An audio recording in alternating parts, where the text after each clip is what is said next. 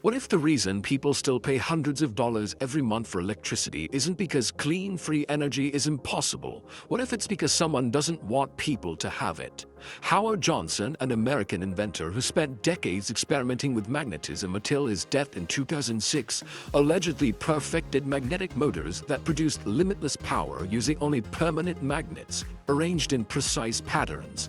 According to Johnson and his supporters, his devices reportedly ran for hours without any external energy input, though mainstream scientists disputed these claims and argued they defied everything people thought they knew about physics. The investigation examines the evidence, patent filings and legal roadblocks, workshop demonstrations and eyewitnesses, and the physics behind Johnson's claims. But when Johnson tried to bring his invention to market, mysterious obstacles appeared at every turn.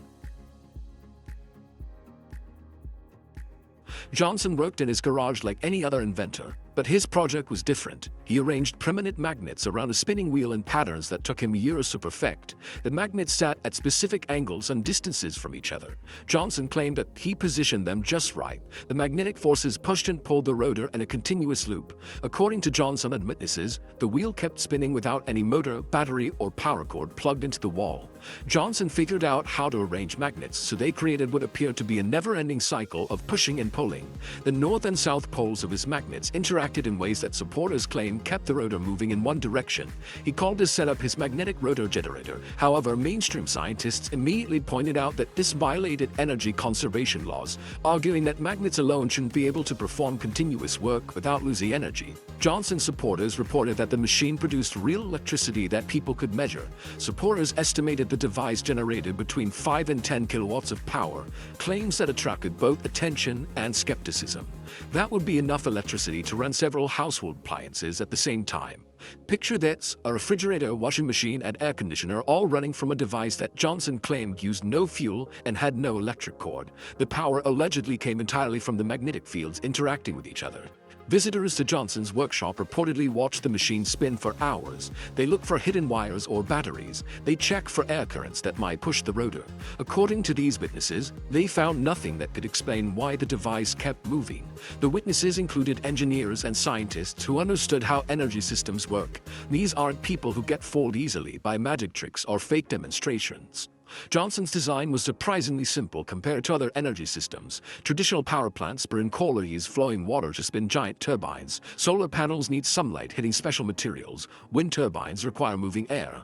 Johnson's motor allegedly just needed magnets arranged in the right pattern. No fuel deliveries, no weather conditions to worry about, and no complex maintenance schedules. The inventor improved his design over time and created what he claimed was an even more powerful version. His later permanent magnet motor could allegedly generate up to 20 kilowatts of electricity, according to Johnson's estimates. That would be enough power to run an entire house completely off electric grid. Families could stop paying monthly electric bills. They could power their lights, appliances, heating, and cooling systems using only Johnson's magnetic motors sitting in their basement or garage. Scientists who learned about Johnson's work had serious concerns. They pointed out that magnets alone shouldn't be able to perform continuous work without losing energy. The laws of physics say that energy can't be created from nothing. Magnetic fields might be able to move objects, but they shouldn't be able to generate unlimited power forever.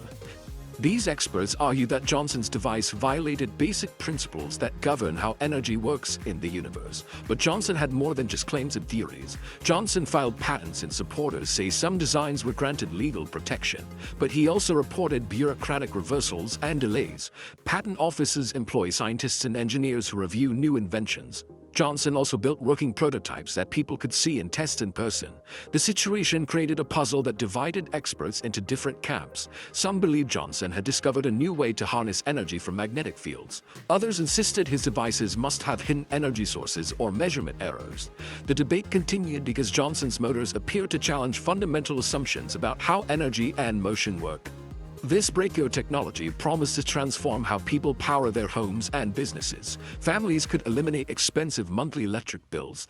Communities could become energy independent without building power plants or transmission lines. But Johnson's path to bringing this technology to market would prove far more treacherous than perfecting the physics. Johnson and his supporters reported that excitement about his magnetic motors quickly turned into problems that seemed to come from nowhere. According to Johnson's account, news about his energy breakthrough reached investors who wanted to fund mass production. That's when everything started going wrong in ways that felt too strange to be accidents. Johnson and his supporters reported changes in how his patent applications were handled. Reviewers who once moved his paperwork forward allegedly began creating long delays. They asked for additional tests and documentation that other inventors didn't need to provide. According to Johnson, he submitted the same technical details that got approval before, but now officials claim they needed months of extra review time. The delays stretched on without clear explanations. Then something even stranger allegedly happened. Patent examiners who had already approved Johnson's earlier designs suddenly reversed their decisions. According to his supporters, the same government officials who once said his magnetic motors deserved legal protection now claim the devices violated laws of physics. These weren't new reviewers learning about the technology for the first time. They were reportedly the exact same people who had studied Johnson's blueprints and given them official approval. Johnson reported receiving phone calls from people who seemed to know details about his work that weren't public knowledge. The callers mentioned specific aspects of his magnetic motor designs and testing schedules. According to his account, they knew when Johnson planned to meet with potential investors and which companies had expressed interest in licensing his technology. The callers didn't identify themselves or explain how they obtained this private information. These mysterious contacts delivered warnings disguised as friendly advice. They suggested Johnson might want to reconsider bringing his magnetic motors to market. According to his supporters, they mentioned that revolutionary energy technologies often faced unexpected complications. The conversations felt like threats, even though the words stayed polite and indirect. Johnson understood he was being told to stop his commercial development efforts. Johnson and his supporters reported a coordinated pattern of interference that included cancelled meetings with investors, vanishing business partners, missing research materials from his workshop, and unusual surveillance activity around his family's home. These accounts include long patent delays, alleged reversals of prior approvals, anonymous calls warning him off, and missing drawings, claims that documentary will compare against patent records and outside testimony. Contemporaries and mainstream scientists often dismissed him as a fraud or a crank, which added another layer to his struggle for credibility. Johnson learned he wasn't the only inventor facing these kinds of problems, according to his supporters. Other people working on breakthrough energy technologies reported similar experiences with patent interference, mysterious warnings, and funding disruption. The pattern suggested a coordinated effort to prevent revolutionary power generation devices from reaching consumers. Multiple inventors were dealing with the same types of obstacles at the same time. Critics argue that such patterns are common among fringe investors and may have alternative explanations related to the inherent challenges of commercializing unproven technologies. A campaign against Johnson allegedly combined official bureaucratic roadblocks with unofficial intimidation tactics. These coordinated obstacles raised important questions about who controls what energy technologies reach the public and why they may want to keep revolutionary innovations away from consumers. The answers involved numbers that reveal exactly what was at stake financially. Energy companies worldwide built their business models around a simple concept: customers who keep paying forever. As an illustration, background accounts use a $3,000 annual household electricity bill to show how a one-time device could displace recurring utility payments. Over 30 years, that adds up to $90,000 just to keep the lights on. Now imagine millions of families across the country doing the same thing. Energy companies collect this money month after month, year after year, creating revenue streams worth trillions globally. Energy corporations make money from dependence. Oil companies sell gasoline that cars burn up and need to be replaced. Gas companies sell natural gas that gets consumed for heating and cooking. Electric utilities sell electricity that people use up every single day. These companies profit because their products get used up completely. Customers have to come back and buy more to keep their lives running normally. According to Johnson and his supporters, magnetic motors changed this equation completely. His devices allegedly promised to generate electricity without consuming any fuel or drawing power from the electric grid. A single magnetic motor in someone's basement could reportedly produce enough electricity to run their entire house. The family would buy the motor once and theoretically never need to purchase electricity again.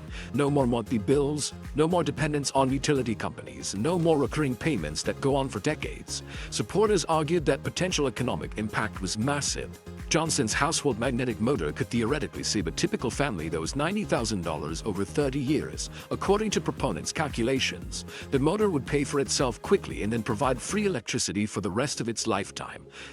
Families could redirect their monthly electric bill money toward other needs like education, healthcare, or saving for retirement. Johnson's supporters claimed his more powerful devices could serve entire neighborhoods. His magnetic force generator allegedly produced between 50 and 110 kilowatts of continuous power.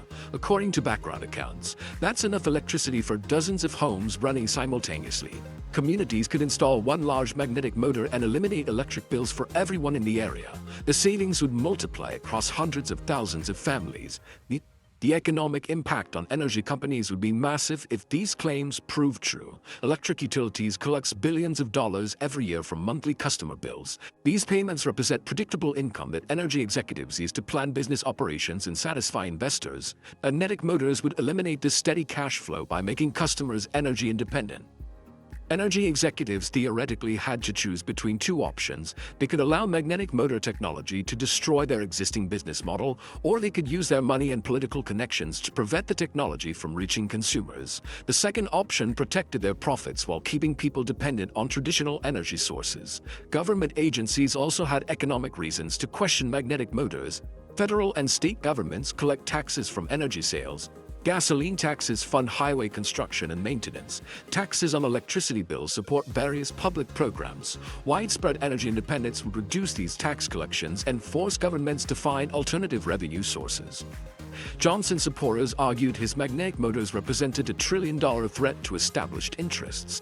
These revenue streams created powerful motivations that had nothing to do with whether the technology actually worked. The question becomes whether economic interests alone can determine which innovations reach consumers and which ones disappear completely.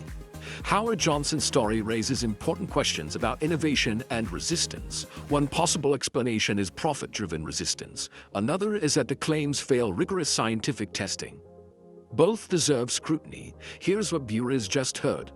Johnson's prototypes allegedly generated 5 to 10 kilowatts of power, with later versions reportedly producing 20 kilowatts and up to 110 kilowatts for larger generators. His supporters reported patent obstacles and intimidation tactics. Mainstream scientists objected based on conservation of energy laws that predict these devices can't produce net energy. Whether Johnson's magnetic motors actually worked or not, the patterns show how breakthrough innovations face obstacles beyond scientific validation. Patent delays, mysterious threats, and funding problems created barriers that had nothing to do with physics. What do you think? Are these breakthrough claims convincing, or do the objections make more sense? Share your take in the comments.